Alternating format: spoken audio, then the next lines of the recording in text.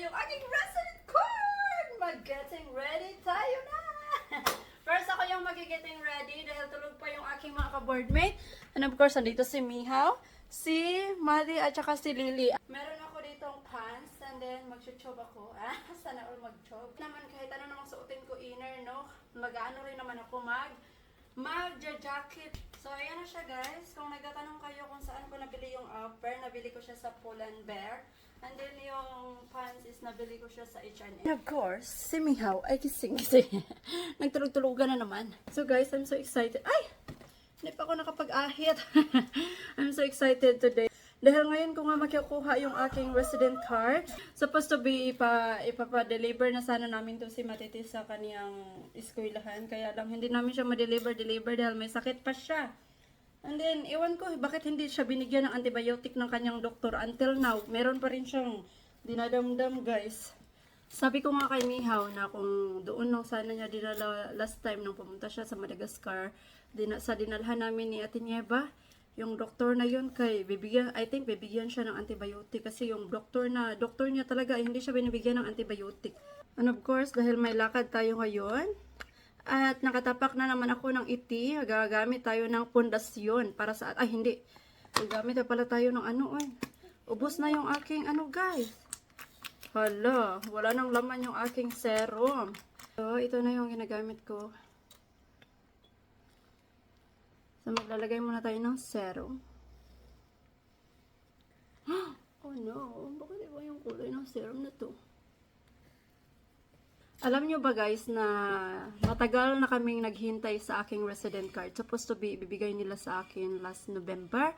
Pero maraming mga kaganapan dito nangyari dahil di ba may war sa Ukraine. Tapos pumunta sila dito. Kaya sabi nila na extend daw dahil pina-priority nila yung mga Ukrainian. Yung mga lumipat dito na mga Ukrainian sa Poland. Tapos guys, ang good news ay yung aking, 'di ba, kung hindi niyo alam ko nung first time ko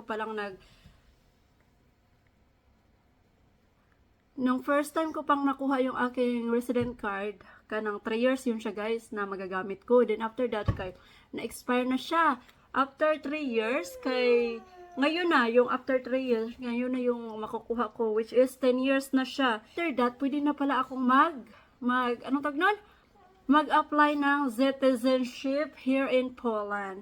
But, you know, sabi nga nila dito guys na pag hindi ka daw marunong sa language, ay hindi ka daw makaka-apply. And then anyway, sabi rin nga ni Mihaw na as long as may dalawa kang anak or kaya may anak ka, makaka-apply ka daw. Ewan ko, saan yung totoo doon. So, ita-try nga namin after ko makuha yung resident card ko for 10 years, kami ay mag-a-apply for citizenship. Ayan, maglagay na tayo ng pundasyon. And of course, yung ating pundasyon, hindi ko na makapalan.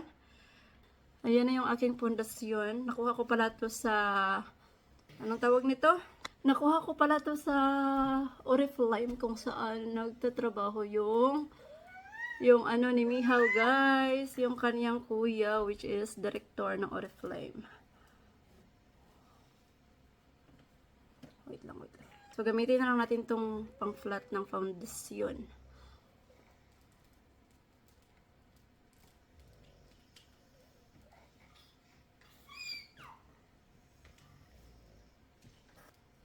I think kung nakuha lang namin yung resident card ko maaga-aga like January kapin guys, I think naka-attend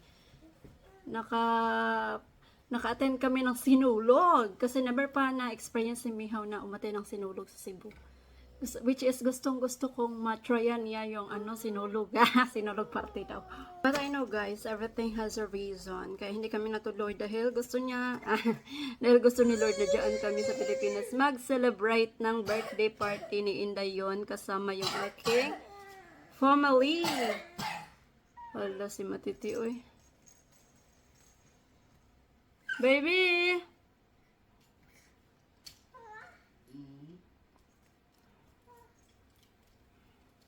What's your plan? It's already 10.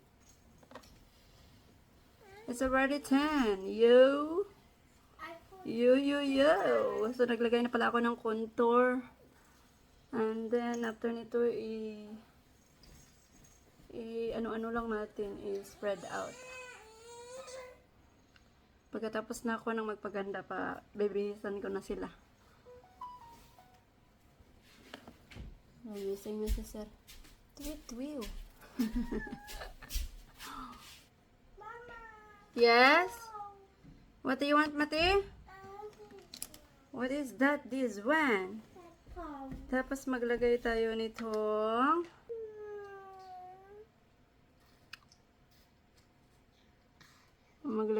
ng eyeshadow. I think nag-ano din si Mate. Diba? Very nice daw. Yung isa doon, grabe, inom tubig. Oh, pati kanyang sanina na ano na, yung kanyang damit na basa. Very nice. Thank you. Try natin to. Ayan. Ito yung gamit ko. Try natin to siya kasi minsan ko lang to nagagamit. Ginagamit ko lang to siya sa pampaano ng aking ilong. Mostly kayong ginagamit ko yung lapis. Kaya hindi ako masyadong marunong gumamit nito kasi ngayon ko lang nagamit. So guys, nagpaplano pala ako na magpapa-microblading. Ewan ko, hindi pa ako nakadecide kung anong forma ng ipapa-microblading ko sa aking kilay. Kasi alam niyo na, tapulan ako magpa-shopa-shopa, no? Gusto ko yung pagising ko ay meron na akong kilay agad. Kilay is life. So ayan na siya. Sa pencil, ayan. Lagay tayo nito. Anong pangalan nito? Maglagay tayo ng eyeliner. So, ayan na siya. I think okay na siya, guys. Hindi na lang ako maglalagay ng mascara kasi yung aking ilong ay flat siya. Hindi pa ako nakapag-ahit. Tapos, pag maglalagay ako ng eyeliner, ay ano siya, guys? Anong tawag nun?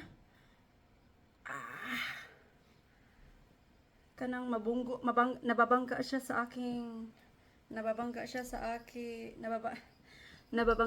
aking eyeglass. Kaya hindi na ako maglalagay ng eyelashes, fake lashes, or kaya mascara.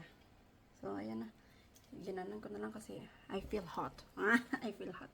Tapos, after that, this time na ako maglalagay ng ganito, guys. Nakalimutan ko ng pangalan nito, but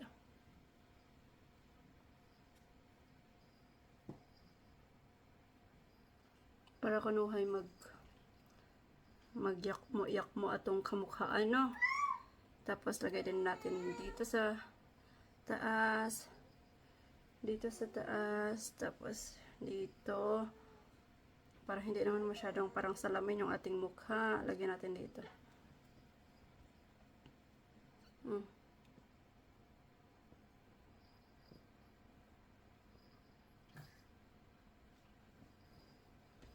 Lagyan na natin dito lahat. Yung light lang.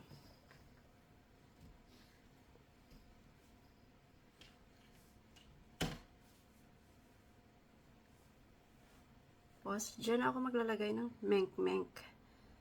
Yan na, nalagyan ko na ng brown-brown and everything here, banda.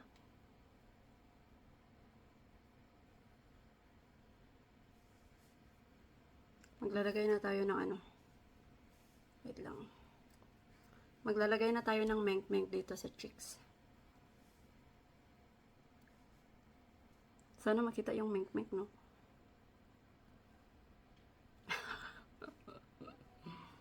Menk-menk dyan.